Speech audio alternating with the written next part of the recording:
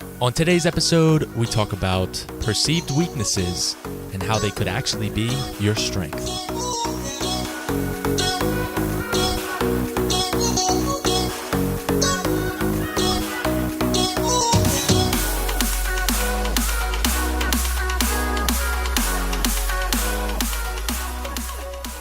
Welcome back to another episode of Fantastic Friday. I'm your host, Jonathan Frederick. Today I'm going to talk about what I thought were my weaknesses were actually my strengths. Societal weaknesses, so things like living smaller, downsizing, being humbled, etc., things like that. They're actually my strengths. The reason is I can turn them into my strengths by sharing them and by keeping them out in the open. And it's actually the leverage, being genuine. It's the leverage in your life. So many of us posture and try to be someone we're not, to try to garner more respect or more following for our mission or whatever we're working on. The reality is people connect. We connect with the genuine. And in fact, for me, one of the biggest things that I realized in the last month was that I'm committed to not posturing and not being disingenuine. I hope that's a word. I'm committed to actually being genuine in the Heart Healthy Hustle movement and for you, the listener. Otherwise, what am I even doing? So how is where I am in life a strength versus a perceived weakness? So you may look at something and say, oh, I think that's a weakness, but it's not. It's actually a strength. How many people do you know, how many businesses, how many companies are posturing to try to garner more, to try to manipulate people's perception of them in terms of social clout, in terms of influence, when in fact, if you are looking for influence, it's such an easy trap to fall into because we see so many people, virtually everybody does this to some degree. The issue is that if you don't realize you're doing that or admit to yourself that you are, if you are, you could stay trapped in a vicious cycle. So what I want to do is share this with you, as I've shared many times before. These episodes are for sharing where I'm at in my journey with you and hoping that it helps in some way. It comes down to accepting that where you're at in your life's journey right now is exactly where you need to be to prepare for the next lily pad. I was recently on a podcast called The Less Stressed Life with registered dietitian Krista Bigler, and I talk about pads, which is prioritizing, allocating, and deciding.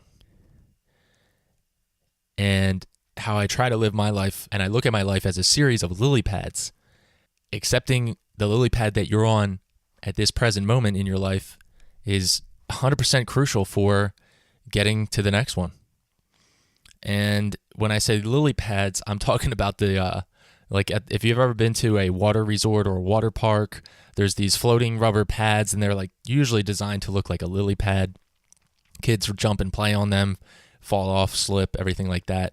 And they kind of free float in the water, one after the other. And so quite literally, they're life-size lily pads, and they're a little bit hard to stay on. I remember as a kid just jumping on these and trying to full sprint across them and how you might get a little further ahead faster, but you're going to fall. And what I noticed was the tortoise and the hare approach. If you actually wanted to make it all the way across the lily pad line of lily pads effectively, the best method was to take your time and go one to the next and really embrace the one that you're on while focusing on, and then preparing yourself to jump to the next one. And people would take so long, it would irritate me. I remember this. I remember a kid would just stay on one for like 5 seconds, 10 seconds, and I'm like, come on, go. In my head, I'm like, let's go.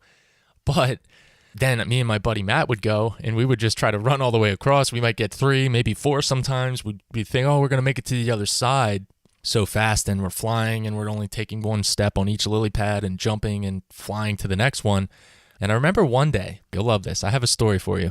So I remember one day, there were a couple different sets of lily pads, and they had built a new upgraded within a in-ground pool water park area across. There's probably 6 to 7 lily pads in a row.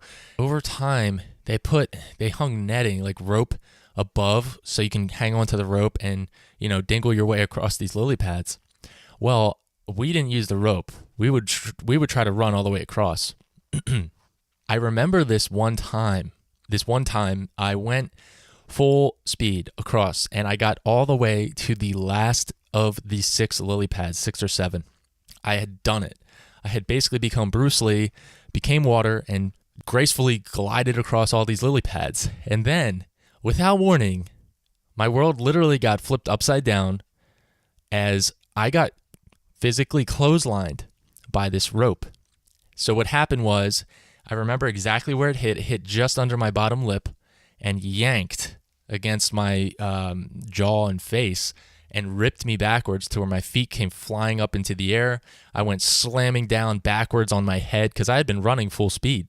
And I caught this rope, smacked my head into the lily pad, and then just I kind of assessed the pain I was feeling and registered the scale of pain I was registering as I was underwater. And I stayed underwater for as long as I could hold my breath just to like float and relax and let the pain settle out. And it's funny now because I forgot about, I wasn't going to tell that story on this episode, but as I got into the lily pad thing analogy, I realized that would be a great story. So the point of that is, when you don't take each lily pad for what it's worth and you just look at it like, oh, I can stomp on this and go to the next one real quick, you might get ahead faster. But be aware that getting somewhere faster is not always the best approach. Sometimes it's a very effective method. However, when it comes to your life and your business journey, you might want to make sure that each and every lily pad is, caught up to the routines and the systems of your life, your business, so that it all stays once you jump to the next one.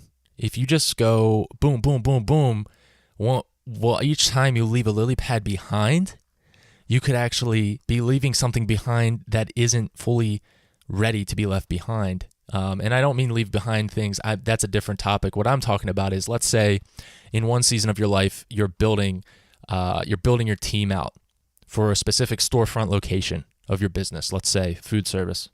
Take, for example, you really need 6 months to make this last on its own without you being present day in and day out. You hire some staff, you rush through it, you get through it in 2 months. Let's say you really need 6 months, and mentors have shown you that 6 months is the appropriate amount of time that you should invest into growing your team, learning your team, getting to know your team, establishing routines and systems that effectively become automatically self-sustaining. And instead of that 6 months, you say, nah, it only is going to take me 2 months. You hire their friends, you grow your team really quick. It looks good on the outside. Everyone says, man, that was fast. How'd you do that?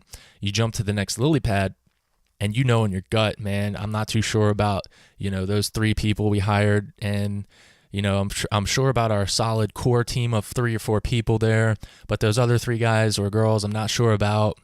The systems weren't ready yet. They didn't seem like they understood it, but we got to go. We got to go to the next step. I'm not saying get stuck on a lily pad. What I'm saying is you can get stuck by rushing. So if you don't take the proper time on a specific area of your life, or let's say your business, for example, here, that lily pad that you jumped off of to get to the next one faster, once you get 2-3 lily pads up ahead, the whole chain starts to break down, because 2-3 lily pads back, where you only spent 2 months, where you were needing 6, that whole system comes unraveled and affects every other lily pad up the chain negatively, to where it's no longer supporting you on that 3rd lily pad up from where you were, starts to wobble and sink, can't hold you up, and you can't keep moving forward, and you get thrown all the way back to that lily pad where you should have initially spent 6 months. And now a year has gone by, and you have to start from zero again. Whereas if you would have been more patient in the moment, you would have gotten ahead quicker.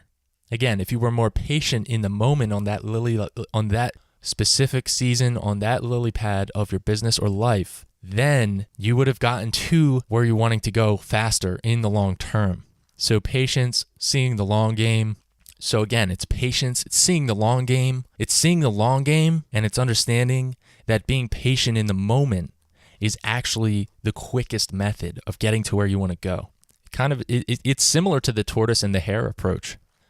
Dave Ramsey shares in his book EntreLeadership how he interviewed a close friend of his who was a billionaire, And he asked him something to the effect like, what's your secret of success? How did you maintain your success, your earthly wealth at least? And I think he also mentioned that this guy was a well-rounded individual, very charitable man and just a decent person all around. But he was also a billionaire. And Dave Ramsey was at a lunch with him, and the guy told him, I read The Tortoise and the Hare every night to my children. Every night. And I always learn something new. So just let that soak in. The humility there for that billionaire to say to his mentee, I learned something new from The Tortoise and the Hare every night is a beautiful thing because, one, it just reflects utter humor in life, but also humility that runs deep, like the necessary humility that runs so deep in his veins to sustain his level of success. And think about that, a billionaire. Like his net worth is over $1 billion, and he's saying this admittedly. There's some jest in it, like haha, but at the same time, like he was dead serious.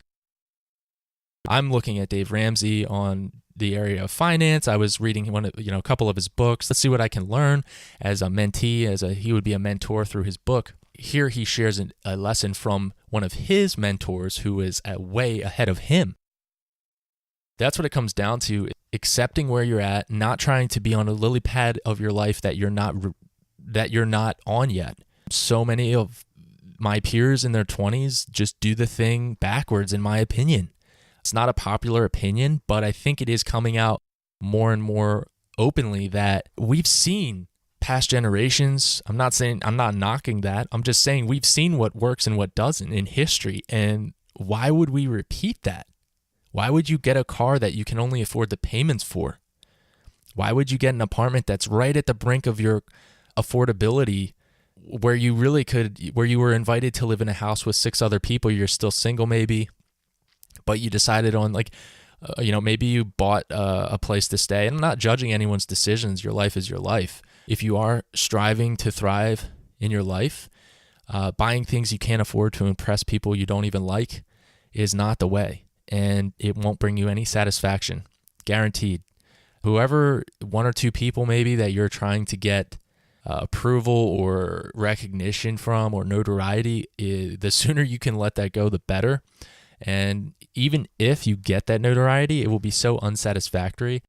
Chances are, though, that will never be delivered to you. And that's just a fact of life. At times, it's hard to accept that. But some people just never will give that to you, even if you pull up in a Ferrari. First thing they'll say is something negative about how you're a snobby rich person now, or like it's never going to be, oh my gosh, like everybody's going to jump on your bandwagon and say, what'd you do? This is, how did you get to where you are? You're so giving, you're very generous. The sooner you can get off of that desire that desire I think is innate, but that need for for the approval of others, the sooner you can start to thrive at the peak level that you're capable of. So jumping back to the intro where I was talking about how what I was perceiving as insecurities, or not insecurities at this point in my life, but maybe weaknesses as in terms of where I'm at in my life. I measure so many things of where I'm at in my life by where am I living, what kind of car do I drive, things like that. And we so quickly forget how none of that means anything. And it really should be measured by, are you prepared to help lift others up and give and support others and really increase the generosity output of your entire legacy and life and who you are as a human? When you start measuring that way, it allows you to prioritize things that really make an eternal impact, as opposed to, well, when can I afford to upgrade this part of my life? It's fun to upgrade, don't get me wrong, I love it. But if you can train your mental fortitude to accept upgrades as like a downsizing an apartment as an upgrade, I believe that it can bring you a lot more peace of mind. Like for me, I recently downsized my apartment. I want to live abundantly in certain areas of my life at this very moment that I'm not financially prepared or equipped yet to do or live that way. Like, for example, taking multiple trips per year. And one way that helps facilitate me to be able to do that is to allocate funds to areas of my life that I really value. So traveling to see my family Instead of eating out, 3 times a week, maybe I eat out once a week or once every 2 weeks, and I just allocate those funds to travel. It's just really interesting to me. You can live so much more free right now if you would just assess where your money is going, where your time and resources are going, assess your resourcefulness, and adjust what needs to be adjusted. Remember and assess the lily pad of your life that you're on right now. So if you're on this and you feel stuck, is it possible that you haven't been giving it everything, even if you don't like the season you're in, even if it's a miserable winter, so to speak, and you're on this lily pad and you've been trying so hard to jump to the next one, but for some reason you feel like you keep getting thrown back down on the one you're on, and it's like this vicious cyclone that keeps beating you down, and it's soul crushing.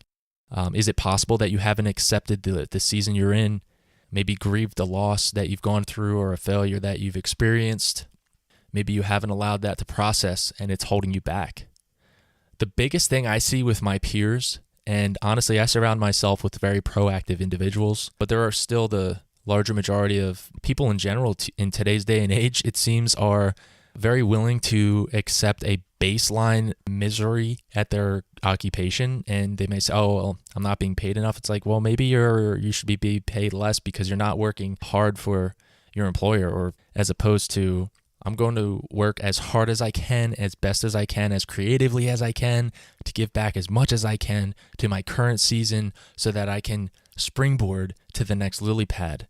And that is oftentimes what it can take to get unstuck. If you don't do that and you refuse to do that, ironically, it is what causes you to become stuck.